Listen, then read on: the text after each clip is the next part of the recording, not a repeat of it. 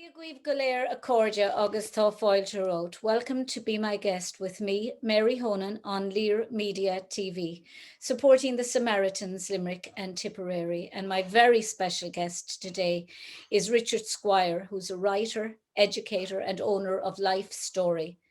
And he writes people's memoirs for them in their own words, creating a legacy that families will cherish for generations. Lifestory has written many books for families celebrating their loved ones' fascinating lives.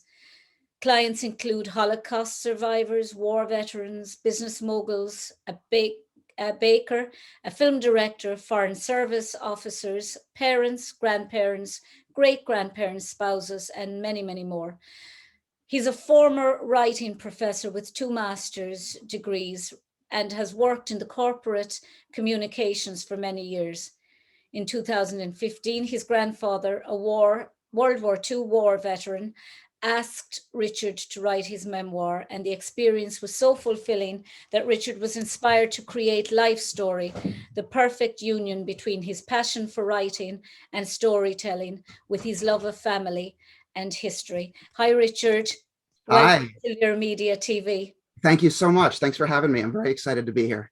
How did you, I was saying off camera to you, you're somebody I've been really interested in talking to because I'm very interested and have, I suppose, the Irish side of me, my the Irish blood leans towards storytelling. Irish people are known storytellers, and my mother was always telling stories. She would have been fantastic as a writer if she had actually managed to put every one of her stories down.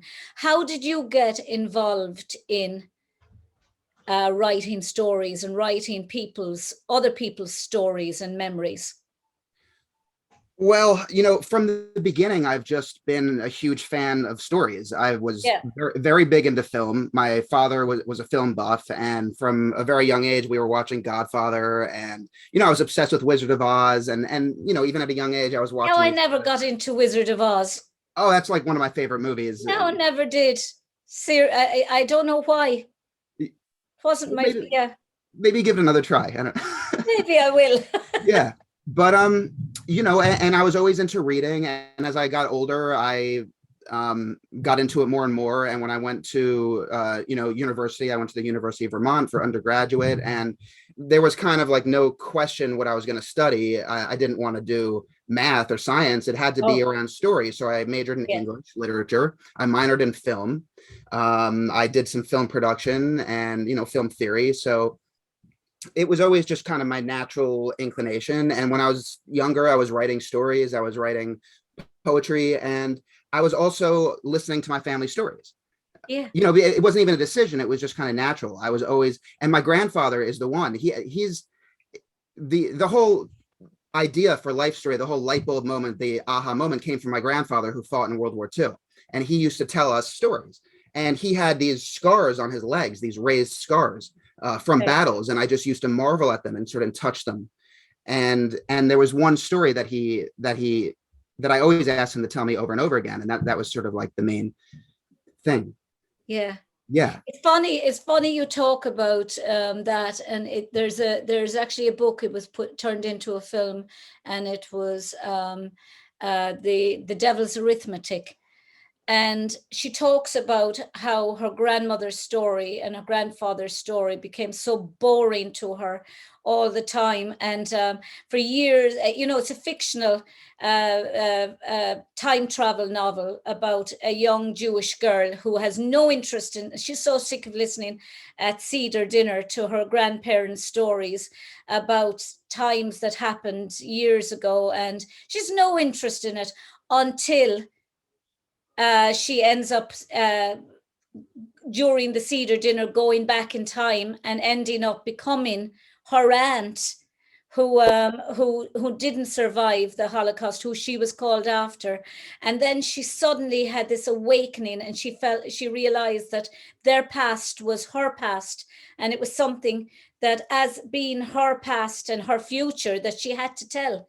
She had to tell that their story became her story, and future uh, people in her family story. Did you feel very much like that, that your grandfather's story became your story now because you inherited it? When I was young, I didn't think of it that way, but I do now. I feel that, younger people aren't really thinking about that. They're going about their lives, and Yeah, but inevitably, I feel like almost everyone, they get to a certain point where they become interested in yeah, the history of their family. Usually, maybe when they're say early 20s or late teens. Very often when it's too late, they start asking questions, and um, you know, may, maybe their elders already passed away, so they're not getting the most direct answers, and yeah, they're, and the stories kind of fade if you don't capture them. But I but I became very interested in that, and I do feel that. And in some of my readings, I came across a study. It was done at Emory University, and it was talking about the intergenerational self.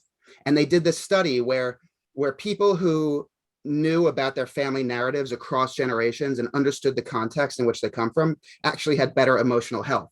And so I yeah, believe that. I think yeah, it's therapeutic. absolutely. Yeah. I mean, I think if you can actually sit back and realize that the past is actually as much your past as it is the person's past who physically lived through it, through their stories, or if you're actually open to listening to somebody's past, then that automatically, by osmosis, becomes your past because you've inherited it. It's Yeah. something that you have been handed down to pass to future generations. And it's like every bequest, it's an absolute privilege when you've been handed that to actually pass on. I mean, I do a lot of interviews with survivors of genocide, with lots of people from all walks of life, irrespective of genocide. But I have a channel that's specifically for victims of genocide and specifically the Holocaust. And I feel ultimately privileged that these people have actually told me their story, because as the survivors are dying out, we're going to be, you and I are going to be I suppose, the flag bearers, if you like, or the torch bearers for the future generations. And you would hope that people who would carry that baton and keep carrying that baton into further generations. It's true. And I do, I have come to feel that my grandfather's story is my story. And I feel that, like, all of the lives of our stories, they're chapters in the larger story. Yeah, And yeah. And it's a responsibility really to capture them and pass them on, because otherwise they fade away. And especially when it comes to something like the Holocaust, yeah, we have to never forget. And I actually have this, I did a Holocaust anthology, which is maybe the book I'm most proud of. I interviewed 11 Holocaust survivors. I partnered with with Care One, a assisted living facility, okay, who is a Jewish, it's a Jewish Care One. And so a lot of, Holocaust survivors came through, and whenever they had another one come through, they contacted me. And I found that, I mean, a lot of Holocaust survivors, some of them are happy to share their stories. A lot of them never want to talk no, about no, it. no, that's true. But I found that at least 2 or 3 of these individuals, they were sharing their stories with me for like the first time in a Yeah, very yeah, long time, because they realized now, as they were coming into the twilight of their lives, that it was something they didn't want to do it, but they knew they should. yeah, Yeah. yeah. And I have tremendous respect for that, because it's a little bit like revisiting hell. It is. It is. I mean, for some people, I mean, many of the people I've interviewed now have felt this burning desire, and their children, it has to be said, because the impact is not just on the victim themselves, but on generational, because it affects the relationships they have with their own children. Some of them became overly protective of their own children. Others didn't have any relationship. They could not, because their own childhood was taken from them, so they couldn't understand what it was to be a child. I've Um, I've learned that being a second generation, even a third generation Holocaust survivor, is an intense experience. It's Absolutely. different. It's different than, being, not that. And they also talk about, it actually gets passed on through the genes. Trauma can be passed on through the genes. Have you heard that? Oh no, it's absolutely. I interviewed a man, Michael Metlitz, who was a survivor of Auschwitz and Auschwitz-Birkenau. Now, Michael would be suffering early stages dementia, and or not early stages, but the start of dementia, and all he wanted to do was play his mandolin. And meanwhile, his daughter Susie was crying almost for most of the interview because she wanted him to talk about his experiences, and he was quite happy to listen to her talking about his experiences. And every now and again he'd say to me, but I don't really want to talk about it. And she'd say, but Pa, you've got, why are we talking about it? And he'd say, for so that everyone will learn. And then he'd quietly listen to her, and then he'd say, I'd like to play my mandolin. On the other hand, others really wanted to talk about it. Most really wanted to talk about it. On the odd occasion, you meet people who just have never really spoken about it, or it's just, you can see it's bringing back terrible memories to them. Because those memories never leave you, but it's when you're articulating them, it makes them much more vivid again. It's amazing. I mean, one of the thoughts I've had, sort of an insight, like a recent insight, is, I think about, I'm 43, and I think about experiences that I had when I was in high school with people who I don't talk to anymore. And that was, 25 years ago. And that was a long time ago. It doesn't feel like it was that long ago, but it was more than half my life ago. And you think about a Holocaust survivor who is maybe 90 years old, and they lost their siblings and their parents when they were only, say, 10 or 20. That is a long time ago. But in a way, the memory is, you're thinking about your own. I interviewed a man he's 99, and the memories were as vivid today as they were. He's the only person I would imagine ever to have survived 12 camps, including the Death March, the Warsaw Ghetto, Auschwitz-Birkenau 1 and 2, Auschwitz 1 and 2, and Dachau. And he was fabulous and really wanted to talk about it. But it was as vivid today as it was the day and the years it was happening to him. And it's amazing. Never leaves. My friend Toba, whose dad is a survivor, he had Alzheimer's for the last 10 years, 15 years. I could never go into a shower, even with Alzheimer's, because it just brought back memories to him. And he became hysterical.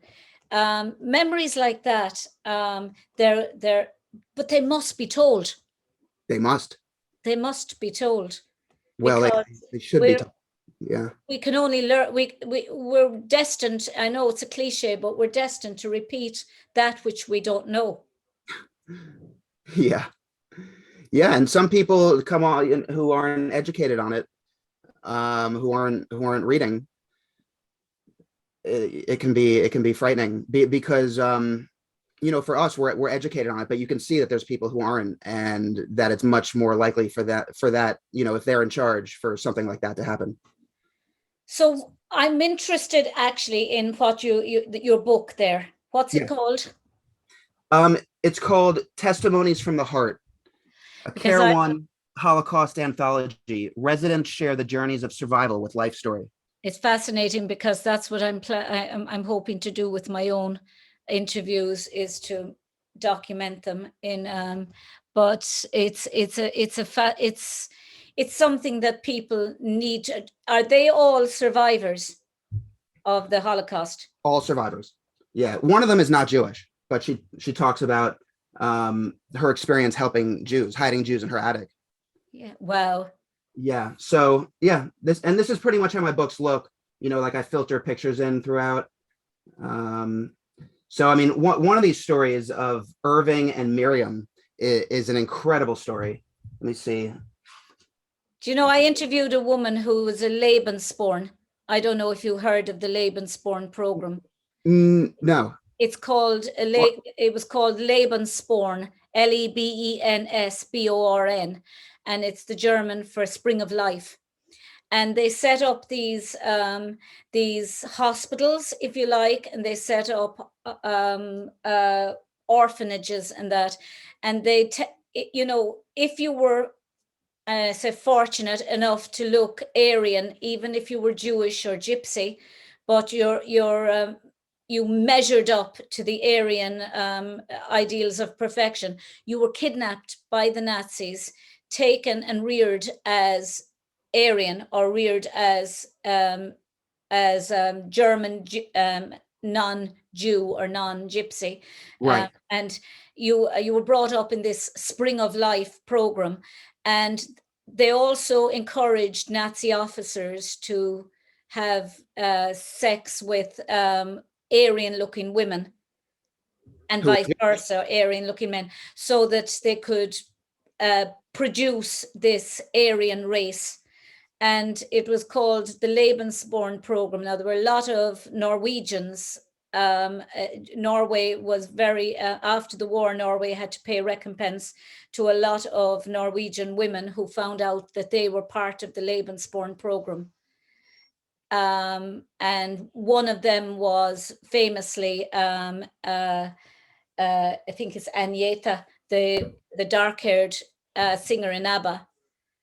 She realized she was one of the Lebensborn program, and they had it very tough as children, because people in the village and everything knew that one member of their family was a Nazi. And the woman I interviewed lives here in Dublin, in Ireland, but she found out that her mother had her for a Nazi, as she called him, a foot soldier. But life she was in 2 orphanages after that, abandoned because of what she was rather than who she was. It's quite sad. Do you know? It's very sad. There were victims in every area of that. Ugh, unbelievable. I had one client who was a hidden child. Mm. And we're talking earliest memories, where her her mother had to place her with a Christian family who raised her Christian and pretended she was their daughter, and that she slept in a bed with a cross above her bed, and they baptized her, and they actually tried to make her a Christian. Like, they weren't really truthful about the situation. They tried, even though she knew something didn't make sense. Yeah. And as an adult and throughout her entire life, a lot of her memories, her earliest memories, she didn't know if they were real or if they were dreams. And she had this recurring dream where she would be in a lake underwater, and the dream is her hand would be reaching out of the water surface. And it never made any sense to her. But then somehow she did some research, and she was able to connect with this family that saved her life, but also kind of traumatized her. And when she went and visited them with her husband, she saw that they were coffin makers. They made coffins. And she remembered them, I guess, teasing her. They put her in a coffin, and they were pushing the top down on her, and she was trying to reach out of the coffin. And the whole thing made sense to her. And she was a little bit of a, I have Dr. Helena Ganner, who wrote 4 letters to the witness of my childhood. She was similar. She was in hiding from the age of 11, and she was taken in by a Polish prostitute, a Jewish doctor, a reverend mother in a convent, and the last person to protect her was a Nazi officer who saw her hiding behind a curtain, and turned to the other officers as they were walking into the room and said, "Keine Juden here. There are no Jews here." And they all walked out, and he had actually saved her life, and she by not revealing her position behind the curtain. And she talks about how the nun gave her first Holy Communion, but said you can be baptized if you want to. And she said, "No, it's okay." And she wasn't forced. But she said she was never a religious person. She's an atheist now. She was always atheist, Jewish by birth or by ethnicity, but an atheist in her beliefs. But something she said always said to her, "No, I don't need to be baptized. Thank you." And the nun didn't baptize her, but still protected her. Yeah. And she remembered that fascinating listening to people's stories. Every story is unique, right? Like, no 2 stories of survival are the same. No, and you could go through, you could have 10 people interviewed about their experiences of Auschwitz-Birkenau at exactly the same period of time. And every single one of them are different in how they approached it.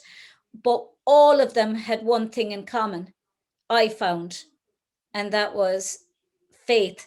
And not necessarily in a God or in a being, but the belief that if only I can last for another hour or another day or another week, I'll get through this. And that's the one thing they said that held them through was faith. Yeah. I've in my experience, I don't exactly think of it that way. I mean, I think some of them were just convinced they were going to die, but they would they would live the next minute, live, as long as they could, live the next hour. No, but One of them that I'm thinking about, that in itself is a messianic faith. It's I a suppose, belief that I have to keep going for whatever reason. that you have to keep going. Yeah. Just get through the next hour. I may die in 2 hours, but just get through the next hour. Yeah. Yeah. You know. Talk. So I did a really interesting book on about a man who he grew up in Berlin. He wasn't Jewish. When he was 5 years old, the British bombs were falling on Berlin, and he and his mother and sister had to evacuate. Meanwhile, his grandfather was drafted against his will into the Nazis, where he died. And his father, they were trying to draft into the Nazis, and they would have, except that his father was traveling for work. His father was in communications, so he was setting up communications towers. Actually, it turns out, for the Germans. But he ended up getting picked up by the Russians and stuck in a holding prison for 4 years. And he managed to make it home barely. And my client Joachim and his sister and mother, they went out to Poland, and for I don't know how long, I don't remember how long it was, maybe, at least a year, maybe, or a year and a half or 2 years. Their whole job was to avoid the Russian soldiers. And his mother ended up getting raped by a Russian soldier. Oh. And that was an amazing insight, because a lot of the Nazis, they weren't there because they wanted to be. And even the non-Jews, I mean, it's a little bit, they had to worry about the Russian soldiers. Yeah. And it's just, a whole nother sort of, I don't know if you call it a Holocaust story, but it's another kind of survival World War II story. Yeah, of course it is. I mean, as I say, I interviewed John Wood, whose father was Lieutenant Colonel, I'll think of his name in a minute now, but he was the first British officer to enter Bergen-Belsen to liberate the camp, and he took over Leonard Burney and Lieutenant Colonel Leonard Burney, and he liberated the camp and took over the humanitarian side of it. And I also interviewed Zoltan Zinkalis, whose adopted father, the man who adopted him, was Dr. Bob Collis, who founded the Cerebral Palsy Clinic here in Ireland, and was the first person he proofread Christy Brown's book, My Left Foot. Yeah. It was made into. Love that movie. Great movie. Yeah. And it was actually he who convinced Christy Brown to write My Left Foot. So it's fascinating. And he was one of the medical liberators of Bergen-Belsen. But it's fascinating to listen to people's stories, and no matter whether it's a genocide story or something less traumatic, everybody has this wonderful journey of where they came from to where they are right now in their lives. I wanted to, you mentioned the, liberation. I wanted to tell you this one story from this book of Irving and Miriam. So she grew up in Poland, and she talks about her childhood. They were poor, they actually had a decent amount of land, but it wasn't very fertile. And, she ended up being in a concentration camp, and she survived, and eventually they were liberated. And when she was in the displaced persons camp, she met this American soldier, Irving, who came from Brooklyn. He was Orthodox. He spoke Yiddish. And so when he arrived, he could speak with her because he spoke Yiddish. Yeah. And he saw her, and he said to his fellow soldiers, he said, "No one touch that woman. I'm going to marry her." And it was the prophecy of his life, because for his bar mitzvah parsha, it was Ki Tetzeh. And it says in the Torah, it says, "When you will go out to war, you will meet a beautiful woman with a shaven head, and you will bring her back." And that was the prophecy of his life. Wow. And it's just incredible, right? And so they got married there, And then he brought her back to Brooklyn, where they lived for decades upon decades. They Was he? both passed fairly recently, but I talked with their children a lot. I interviewed them, and I know their children, and it was just amazing. What was it? Just an interest in storytelling in general, or was it a particular interest in one particular area of stories that you were interested in? Was it, when you look back in it, was it your grandfather's stories telling the fact that he used to tell you his stories all the time that actually uh, brought this out in you, I suppose, the desire to tell other people's stories? Is it in your nature to be inquisitive? Oh yeah, very much so. I mean, Yeah. I love talking to people, and one of my sort of hallmarks I think that I have going for me is that people like to talk to me. I'm very like easygoing. I set a very warm atmosphere, and I, especially with my clients, and it's very important to do that. I set Very I set important. people at ease, and we just get going, and we always bond. My clients become my friends. They open themselves up to me, and I'm very respectful of that privilege, that honor. And through the talking, and I'm just very present and engaged, and I can make certain connections. And through the questions that I ask, people always think of things they haven't thought about in years. But when my grandfather, when I was getting my second master's degree in fiction writing, is when my grandfather asked me if I would write his life story. And my first thought was, well, Grandpa, I'm pretty busy. I'm getting a master's, and I have a full-time job. And then I was like, all right, I'm going to interview you, and I'm going to record it. And that way we're going to have fantastic interviews, and I'll have them recorded. And then from there, I can sort of at my leisure, I can transcribe them, and I can edit your words. And I ended up doing it really quickly, actually. And that's when I had the idea as a business. And I realized that my love, because I was always thinking, how am I going to make a living as a writer?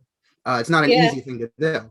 And it became the perfect marriage between my passion and my passion for writing and my love of story, And your and need for a way money. to make a business. Your need for money. Yeah, and that got to support the You family. know, there is a saying that if you do what you love, you'll never work a day in your life. I've heard that. Yeah. And you're doing exactly what you love. Richard, when you're setting out to actually interview people or to write the book, what is if you don't mind me asking, what is your process? Do you go and you interview people, and then how do you take it from there? Right. So I interview people, ideally in person. With COVID, it's been over Zoom, but I've had Yeah, a lot of success with it. I'm still able to, set yeah, everyone at ease, and as long as we don't have technology problems. yeah. Terrible. Right. But so I do the interviews. Interviews are typically in 2-hour increments. So if someone's gonna, do a 6-hour interview or an 8-hour interview, and obviously the longer I interview someone for, the more information we can get, and the book becomes bigger, and we can get more in depth. Um, and that's kind of how I come up with what it will cost. Is how long I will interview someone for. But I do it in 2-hour increments. So, over a number of sessions, I record it, I transcribe it, and then I edit their words. So my goal really is to strike the perfect balance between like maintaining their essence, capturing their voice, so that when their family reads it, they're like, oh, that's dad, or that's grandma. Oh yeah, I Yeah, mean, I can totally hear their voice coming yeah. through. And editing it enough where it's actually an engaging read, so that someone who never met them before would still, find it a professional reading quality. There's a thin line then, of course, that you have to draw with people, say, who are maybe speaking with a broken English accent, may not be grammatically correct, and you're trying to transpose what they've said um, in such a way that still their voice can be heard but yet the reader can actually understand. Because I know that there's lots of people that I've interviewed down through the years, and they might get phrases backwards, or they Yes. might have the syntax mightn't be grammatically correct or in the or correct order. idiomatically correct. But I understand them, but it's putting it down into writing then that other people can understand. Do you know that? I mean, you can't write SIC after in square brackets when you're writing fiction, but you know, so you're trying to make it readable, but still for the families to understand. That's different. Produces, I suppose, difficulties as well. This is a kind of a philosophical issue that I've been thinking about a lot lately, because the way that I have handled the editing has changed. It's developed, you know, as I've gotten into it, it's grown. Yeah. As I've become better at what I do, and just learned more and seen people's reactions to, you know, what they receive. Yeah. Because in the beginning, you know, earlier on, one of the first books I did was a Holocaust survivor, Paul. He was from Lodz, Poland, and it was just wonderful. This is actually him here. This is one of the earlier books I did, and they're the most amazing photographs. that's fantastic. This is right after liberation. So he you know, he really lost his childhood. I mean, I think he was, you know, in 1939, I think he was maybe 11 years old. Yeah. And by the time it was finished, he was 17 years old. But he, you know, he spoke English as a second language. And when you read his book, it's apparent that he speaks English as a second language. I did a lot of, you know, I still did a lot of editing. It's major reorganization. It's removing redundancy, and you know, giving it a structure, breaking it into sections, chapters, all of that. But I left a lot of his idioms so that you can tell he speaks English as a second language. Now my thought is that I want to actually, I want to kind of help elevate my clients a little bit, so that they're really, really proud of it. And by taking out those idioms and editing them so that it's more of a seamless read, and that the reader doesn't become kind of pulled out or like conscious of the fact that, oh, that's kind of idiomatically not right, that it's more real smooth and seamless. But I don't think it changes their voice, because it doesn't change their story, you know, and it doesn't change their essence. And in some cases, a client will say something, you know, sometimes there's a wider gap between what you say and what you mean. In some cases, I'll actually rewrite an entire sentence or group of sentences because I know what they mean. Yeah, you know? You're paraphrasing it. Yeah, right. And where possible, I'm keeping their words. Yeah. But sometimes I'm not. And that's rare, but like I do find there are those cases where it's just going to be better for me to rephrase it. I think I don't know if you ever read the book Mouse by Art Spiegelman. Yeah, I have it right up here actually. Yeah, I have it. I'm buying a new bookshelf, so I have all my books away in actually, if you were to look at my bookshelf, you'd think I did nothing else but read Holocaust books. Oh yeah, because it's just you know, Art Spiegelman had this fantastic way of, for people who haven't read Mouse, and why it was called Mouse, and why he represented his dad and his mother and Anya and his stepmother as mice, was because the Nazis would have seen them as vermin. So he used them, and then the Poles he represented as pigs, and he represented the French as frogs. So he stereotyped everybody, so that in the same way as the Nazis would have stereotyped at the time. And what I found interesting was everything was in Vladik's voice. It was all the broken English. You were there, and you were looking at the syntax of all the sentences, and they were completely wrong. And he still managed to show that just how much Vladik could just as much be, if you like, a racist or just as ignorant, if you like, of people. When the taxi driver turned up, and the taxi driver was black, and he was holding on to his groceries in case the groceries would be stolen, because hold on to your groceries, you know, and making assumptions about other people based just human stuff, not on ethnicity now like he had been, but on the color of their skin. And it was a wonderful way of actually telling the story through a stereotype, if you like, that would have been heaped on his father, and the fraught relationship between Vladek and Art. They never had a good relationship.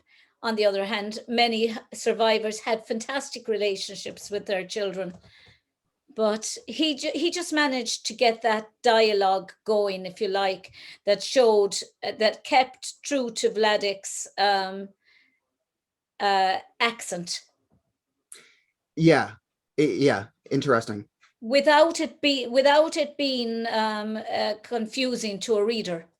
You knew it was Vladek. You knew he was, well, as the daughter of an immigrant to this country, my dad was English, and he had his own way of saying things, and all my friends used to look at him and they just hadn't a clue what he was saying. I knew what he was saying, nobody else did. Was it Northern England? Did he sound like No, Scottish? he had a Welsh English accent. He sounded like Anthony Hopkins. Everyone used to say, "Oh, your dad sounds so much like Anthony Hopkins," but no one understood a word he said, including my mother. She'd regularly say to me, "Mary, what's your father saying?" And I'd have to translate. Both of them were speaking English. Right. And he was probably, one day he was like, "Will you marry me?" And she was like, I don't know what you're saying. Yeah. She understood that all right. Yeah. She was Irish, he was English, and she was just like, "What's your father saying?" Right. So Yeah. I suppose that's why I was asking you the question about writing without losing the person's identity, in a way that the other part, the reader, can understand. Yeah, and I think even if I, like in Paul's book, I left his idioms, the way he spoke, his syntax, the way he spoke English. I left that, and it's totally easy to follow. But and I guess my thoughts on like this kind of philosophical question will not remain static. I suppose they'll continue to develop. But I've come to the, like with my grandfather's book, some people they say good when they should say well, right? Yeah. When they're modifying, the verb. And so I started with my clients, if they say good when it should be well, I edit it and I change it to well. That's kind of where I am now with it, because I think that it, they'll be, I'm sort of advocating for them and like protecting them, and like it's their legacy. They're not going to be here forever, but it's gonna be around. And and anyway, I'm the editor, and so a lot of the editing I do, it's really just, or almost a lot of it is kind of, it's superficial level. It's like And removing. you self-publish? Yeah, I self-publish. I have a printer that I use, and I have my own logo. Yeah, but I also help some clients if they want to put it on Amazon and sell it, and try to sell it commercially. I can help that with that. But I also actually I do some ghostwriting, and I'm doing some nonfiction book proposals, which are intended for commercial audiences. But that's different than sort of this, what I'm doing with Lifestory.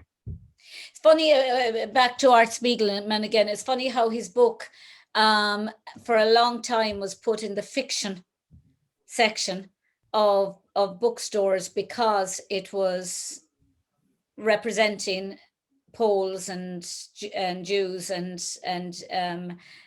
French as pigs, frogs, and vermin. It was considered, oh, this is fictional, until he argued profusely after winning the Pulitzer Prize for it, that he argued that it was absolutely and utterly factual. And it was actually, so it's one of those books that kind of becomes fact, fiction, diary, memoir, autobiography, biography. And graphic novel. A photographic novel, or graphic novel. It's everything. It's kind of like a mixture of all genres. It's an amazing book, It's amazing. I have read some fantastic books. That my favorite graphic novel, I suppose, on it would be Auschwitz by Pascal Crochet. Just love that book. I just love the artwork. As an artist, I love the artwork in it. It's just there's one page in it with 2 pages that are just smoke and words, and they represent the whispers of the camps, the whispering that was going on about what was happening in the gas chambers. So when they enter the gas chambers and you turn the page, all you see is smoke on the 2 pages and words like help and things like that. And it speaks loudest about the silence or the whispers, and but for the words you wouldn't know what was going on inside there, and but for the whisperings that was going on outside you wouldn't know what was going on. You have to read it, or you have to buy it. Yeah. He's a French artist who wrote the book, but everything, all the caricatures, everything is perfectly mapped. All the maps inside it are all hand drawn. Everything is just it's just an explosion of art. It's wonderful, and literature. I just love it as a book. But what are you going to do? What's your next venture, Richard? As in stories that I'm working on with Yeah. my clients. Yeah. I mean, there's a lot going on. I'm working on probably 10 books right now, but I just finished the draft and I sent it to my client for his review. The guy is fantastic. His name's Steven. He lives in New York City.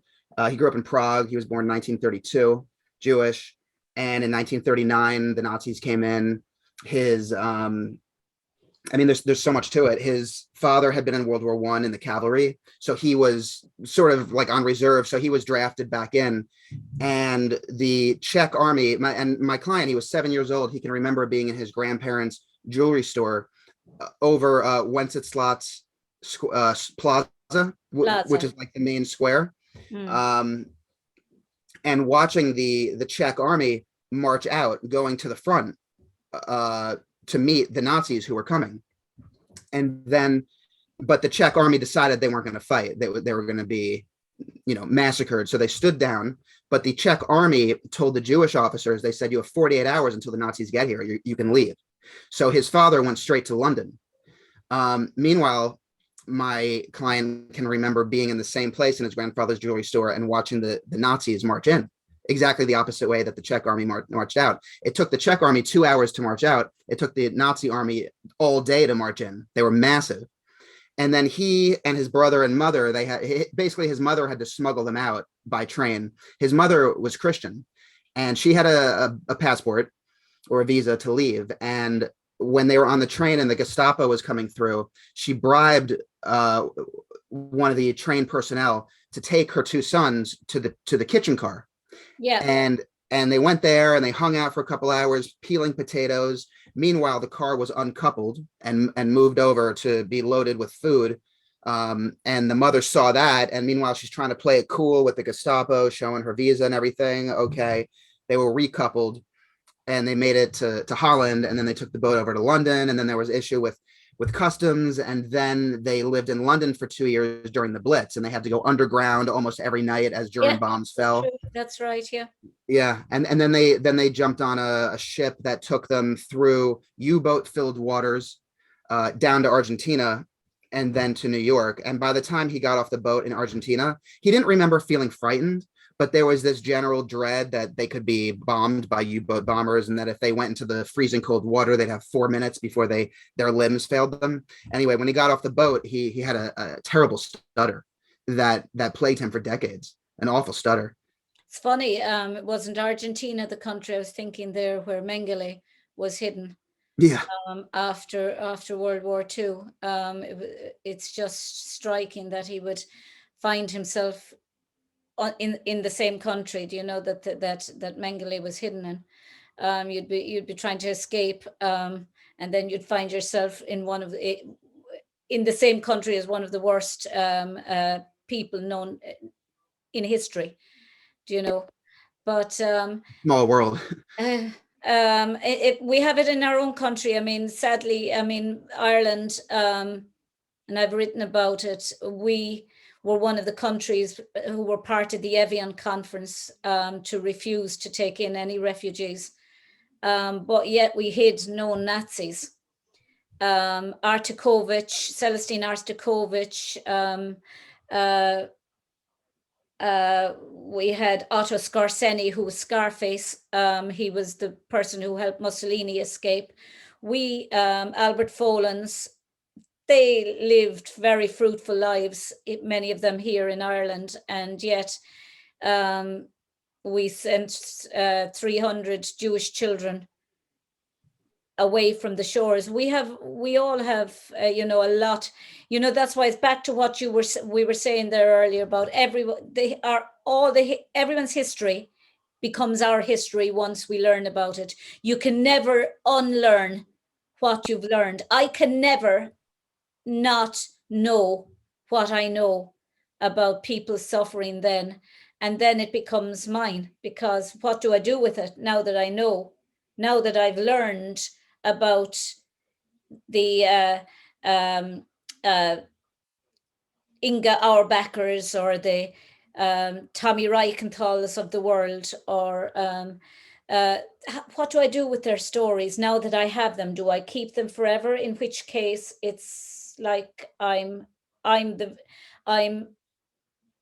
need to pass this on so that somebody else can make that choice at that point. Do they hold on to the memories, or do they pass them on?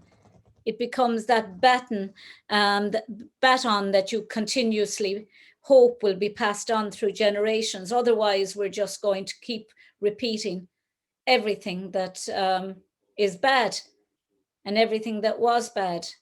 And I can see it happening all the time now today still. Because, there's no...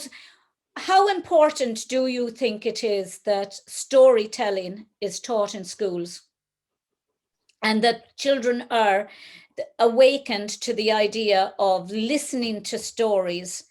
I regret not having recorded my mother's stories. I regret not keeping a diary. You have young children now of your own. Have you ever thought of keeping a diary every day, a diary of every little move they make, whether it's photographic or literary, so that you can actually write about those steps as they happen? And how important do you think it is that school children at a young age are encouraged to sit and listen to somebody else's story and rewrite it in their own form? About, if I'm listening to Richard Squires' story and I start to write, what did Richard Squires say to me? And even if it's paraphrased what Richard Squires said, you're encouraging that creativity in children. You're also encouraging them to remember someone else's past. I think it's brilliant. I never thought about that. It's what a brilliant idea. I mean, storytelling is beyond important, right? Because it's a way of documenting, history and reflections and thoughts and just humanity. And the more it's done, the more we can sort of agree on what history is, right? And I think of like William Faulkner's famous quote. He says, "History isn't even in the past; it's in the present." Well, it is. That's what I'm saying. It's very much present. From the minute you learn about history, from the minute you read about history, it becomes present. Right. It's not just back there in the past. No. History's not ancient. It's not history. No, it's with us. It's with us currently. And the better that we are able to handle that, the more tools we have to handle it, then the better we can handle it, and the better use we can make of it, and to teach that skill to children. And we do a little bit. There's a little creative writing, but what you're talking about, I mean, that's brilliant. I think it's brilliant. we should sit down and tease it out further. That's a whole curriculum. Yeah. I just think it would be a wonderful. That's what it's something I've always wanted to do.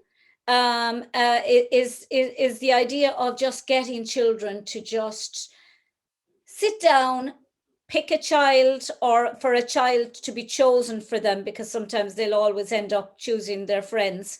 It's easy to pick your friends. Sometimes not. It's so easy to pick the child that's just after coming into the class, who may be the foreign national, the immigrant, or the not so cool child, the outsider, and sit down and find out their story. And if it only means them taking a tape recorder and then recording that child's story with permission from parents and things like that, and then putting it in their own words, writing a little story about what I found out about John today. I mean, that will teach compassion and empathy, Compassion, and seeing empathy. it from people's, seeing other people's points of view. I mean, it's brilliant. We need more of that. And I do feel that. And it's done in a fun way, and it's done. Yeah. It's not like you're forcing someone to be compassionate, which I don't believe you can. You can't teach someone to be empathetic, but you can mold their environment that helps them to actually develop this empathy. I personally think empathy is something that you're born with, but you can be educated into. I think some people are overly empathetic. I'm probably very empathetic about people, but sometimes you can give them the tools that develop that empathy. I mean, that was my experience in undergrad. Like, I was always very empathetic, compassionate, always. That's But why we do what we do, Richard. yeah, but still, there was so much more to learn. And we all have. I think that we all have our. If you go far enough, you hit your kind of wall of ignorance, and we're always trying to expand it more and more, and that's part of growing up, right? But just to try to imagine the experiences of some people whose lives are just so different than yours that you possibly, and actually, coming to the realization that there's no way that you really can understand what it's like to be in their shoes, but at least by understanding that, recognizing that, then you can be in a place where you're open to learning something. In mindfulness, it's just so vital, and we're surrounded by, I find that I'm more mindful and empathetic than even people around me who are still pretty empathetic. But I see their limits, and I try to help, try to teach. But it can be frustrating to do that. But I mean, they talk about all of us being in this world more alike than we are different, and I suppose my background, my father had an Irish father, but a Welsh mother, and her grandmother was Jewish. And they were Protestant and they were Catholic, and I'm the only Catholic. So I suppose I always grew up not understanding that anyone was different.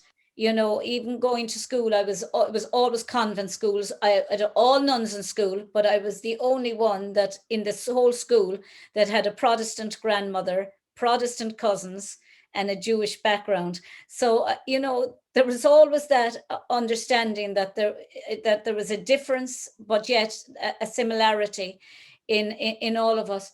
But I suppose I've always felt that the fact that we're all different is what makes us similar. I'm foreign to you, you're foreign to me, and it's actually foreignness and difference that makes us same. And it's, Jacques Derrida, the French Albanian Jewish philosopher, said that to understand the other person, you must first understand the other within yourself. Because the other I'm projecting to you might be a completely different other that you're projecting to your friends or to your colleagues or to you, and everyone sees you differently. So therefore we're all really multiple. We've multiple others within us. So Yes, when we say, oh, that person is other, they're different. Well, we're all different. We're even different to ourselves, that we project so many different images to different people, depending on whether we feel comfortable with them, whether we like them, whether they like us, whether we know they like us, instinctively, or whether we instinctively feel that they don't like us. Those others are projected. So I think we should be conscious of the fact that You know, every person is just an other of ourselves that we've got to try and get to know at some point. And I think a good way to do it is through starting with children, getting them to tell a 10-minute story about themselves in their own words, write it down, and don't put it word for word, but paraphrase it. What did John say about his life? So you're actually hearing it from the horse's mouth. You're not making an assumption about that person. You're actually finding out exactly from him how he feels in a new school, in a new country, with a new language. Or how does he feel being around boys that don't like him or are bullying him? What are his feelings about it? It helps him, it helps them, and it develops empathy. So much, I mean, everything you're saying resonates with me. And there's a lot in there. There's a whole curriculum. Yeah, I mean, when you said the horse's mouth, you know, early in Lifestory, I was trying to come up with a, you know, a name for my business, and I thought, oh, the horse's mouth, because you know, because I love that, like, you know, these books, you know, they're told in first person. It's my clients telling their own story with their own words, right? But you know, it's so interesting how attitude, you know, I might call my own the horse's mouth. Okay, yeah. It sounds good, but yeah, I mean, things can be framed a million ways. I mean, first of all, we all speak different languages and we all have different characters depending on the context and who we're talking to, whether we're at work or with our friends or speaking to an authority figure, right? It's like we are adaptable. We adapt to the situation and to what we want. And you know, just the idea of the story of like the new kid coming into school from, you know, he doesn't speak the language, he has no friends. And a lot of like the messaging and attitude comes from the top, right? Say it comes from how the teacher sets the tone, or how the principal sets the tone, or even higher than that, you know, how the politicians set the tone. But the parents counsel, and the parents, right? So you got this kid coming in, he doesn't speak the language, you know, someone can call him a loser, but another person can say, this is fantastic, you know, here's this guy coming in with completely different experience, and it's an opportunity for us to learn about the world. You know, this is great. It can be spun so many different ways, right? But one other thing that you know, I thought about before is the idea of difference, right? Like we don't want to just accept diversity. We want to celebrate diversity, because diversity is beautiful. It's wonderful. And actually, like in out in nature, when you have a habitat that is biologically diverse, that's a healthy habitat. When you have a habitat that is all the same and it gets one disease, it kills the whole thing. So when I think about how the Nazis were, they wanted one master race, the Aryan race. If they got their way and there was one race on this planet, one disease would wipe them all out. And then that'd be the end of humanity. So if the Nazis got their way, I mean, you know, they weren't thinking scientifically. They weren't listening to reason and science. I'm just thinking, there was a movie, and I'm just trying to think of the name of it. I actually lectured on it a while back, and it, you know, the child, he was always in trouble. It was done in the 60s in England on a shoestring, and it was incredible acting. All the children in the school were actually the actors in the film, and he had a hawk, and he used to train the hawk to come to him, and he'd starve the hawk for a day or whatever, and then gradually he'd feed the hawk, and the hawk would come and land on his hand. And he was an outsider. He had his friends, but they were always in trouble, until the teacher started to ask him to talk about, what is this hawk that you have?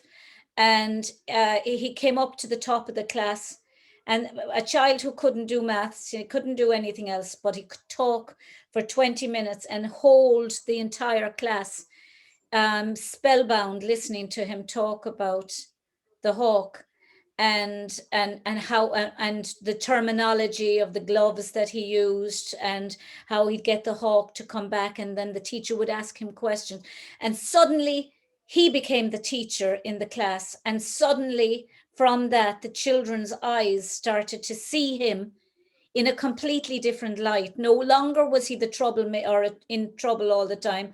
No longer was he a failure in the class. He was now the teacher. He was now telling them something that they didn't know and that they hadn't known. And it was the teacher was suddenly, after finding the spark that made him light up inside in the class, and That's trying to think of the beautiful. name of it. It's it's beautiful. It makes me think in education for me, I've been an educator. Currently I'm a tutor. I Yeah. was a college teacher. I also taught some high school, but my wife, she's a teacher. She's a math teacher. And you know, one of the things that they talk about is that the troublemaker, it's not that he wants to be the troublemaker, or like the kid who is failing. He doesn't actually want to be failing. Whereas a lot of teachers kind of interpret it that way, where they say, it's you're doing it to yourself, but what you need to do is you need to figure out what the person's strengths are, Yeah. and it takes that kind of care. And the potential is that the child could be, everything could be moving too slow for the child, because they could be an overachiever in an underachieving class for them. Because, I mean, or they could be the artistic child like I was, and the teachers used to say, oh, she's, very bright, but she should stop looking out the window counting the leaves on the trees, because I wasn't remotely interested in maths. And you may have had a teacher that took that personally against her and thought that you were purposely being wise, rude. Yeah, no, well, we had all nuns, and and I had one teacher for English, and she was singularly the teacher that impressed me the most in all my years in school, Mary Jackman, and she was the reason I went on and did a PhD in English and 2 masters in English. And and I do think a teacher can have an effect on your life, good or bad. And for me, when you look back in your life and you ask what teachers stood out to you, it was 2 teachers, and both were English. And art, I loved art and history, and they were the teachers that stood out. I do remember one of our nuns going outside the door and crying because she couldn't teach the class because nobody was listening to her. And I feel sorry now when I think back. Poor nun, she was outside the door bawling her eyes out because she couldn't teach us It's Irish. hard to get that It was control back once Irish. you lose it. Huh? It's hard once you lose the classroom. It's hard to get Oh, it she back. had lost that, and she was a gentle little nun, Yeah. but she just wasn't anything I did. I was actually very quiet in school, but she just couldn't. She just lost control of the class, and she was outside crying. But Kes is the name of the movie. Kes, Kes. You have to watch it. It's difficult. Write that down. It'll be difficult for you to understand the accent because it's north of England accent. Yeah. But the acting in it is superb. And the story behind it, the discipline that was in the schools, the punishment that they used to receive, the slapping of their hands for every mistake. And this one teacher who was really cross suddenly found a way in to this child, and was able to instill empathy in the class and appreciation for him in a class where he wasn't appreciated up to then. They all thought, oh, it's only he's Yeah. he's no good. But suddenly he became when the student becomes the teacher. And that's what we all hope to, as I suppose educators, to have that eureka moment when the student suddenly wakes up. And I had one lad in my class in third level, and he was just sitting there with his hand. I could see him day one, and the coat over his head. And suddenly I mentioned we were talking about sport, and I mentioned my cousin was a professional golfer, and the hood came down, and he started to pay attention, and I had him for the rest of the term because he was into golf. And I had found out he was into golf, and I brought up golf, and he asked me, could I introduce him to my cousin? And it was just like, that was, my way in Yeah. with him. And I won't say he was very intelligent, but just was bored stiff in college. And he was doing mathematics and physical education, but he had to do philosophy as part of it. So he had no interest in philosophy. But Those connections, it requires, that's a personal touch, it requires that kind of care. Yeah. A lot of teachers, maybe don't give that kind of care. Yeah. I personally don't think teachers are valued the way that they should be. Teachers are vital. You want to have a country that is super competitive and full of smart people. Well, you probably have good teachers, and value them, and make being a teacher an occupation that's actually desirable. Well, we should sit down and talk more about these ideas. Yeah.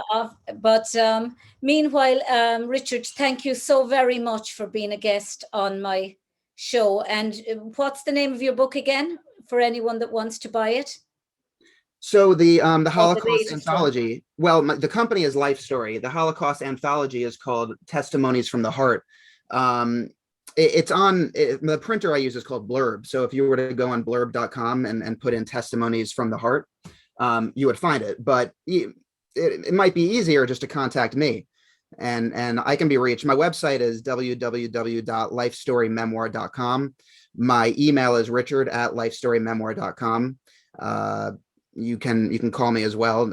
In the United States, you should probably just email me, I guess. Most of your listeners are over in the UK there. Ireland. Ireland, right. The UK is not all four of those countries. No, not. No. You're stepping into dangerous territory. Okay. The UK is England. I got it. UK is England. Yeah, you guys are in Ireland. The north of Ireland very different. Is part of the. It's still occupied. I understand. Okay, all right. But I'm not up on the politics. Excuse me. Yeah. No, the south. I'm in the south. Okay. I'm in the south of Ireland. We're in the Republic of Ireland. Okay. I definitely want to. I want to get over there sometime. I'm English by birth. Got it. So I'm English. But Richard, it was an absolute joy chatting to you, and I hope. Thank you. I hope to talk further. That'd be great. Yeah. And so, if any of your listeners are, maybe interested in learning more about Lifestory, creating a memoir for themselves or a loved one, please do reach out. Well, Shindera leis an clár, that's the end of the show for today. Until the next time, le cún of day. Bwalam tú galir chacana sonas agus gra agus gadé shif slán. Bye, Richard. Take care. You too. Bye-bye.